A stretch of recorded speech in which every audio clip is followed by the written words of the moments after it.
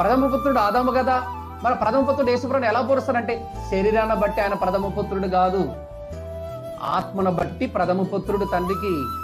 రెండవ వాడేవాడు ఆత్మను బట్టి పరిశుద్ధాత్మ. మూడవ వాడేవారు ఆదాము. శరీరాన్ని బట్టి అయితే దావీదు వంశానికి కుమారుడు. ఈ విధంగా మన బైబిల్ గ్రంథాన్ని చాలా జాగ్రత్తగా వివేచించాలి. కానీ చాలా మంది తెలియక అజ్ఞానంగా పరిశీలిస్తూ ఆలోచిస్తూ ఉంటారు ప్రియులారా. అలా ఆలోచించకూడదు మనం. అందుకే ఇక్కడ ఏమంటాడంట, దావీదు కుమారుడు యేసుక్రీస్తు వంశావళి అన్నాడు. ఇప్పుడు దావీదుకి యేసుప్రభువు ఏమయ్యాడంట, కుమారుడై ఉన్నాడు. కుమారుడైనటువంటి యేసుక్రీస్తు ప్రభు దావీదు వంశాన్ని కలంగా తెచ్చాడు ఎక్కడైనా చెప్పండి? ఎక్కడైనా కలంకం తెచ్చాడా? ఎక్కడ కలంకం తేలేదండోయ్, ఎక్కడ కలంకం రాడు.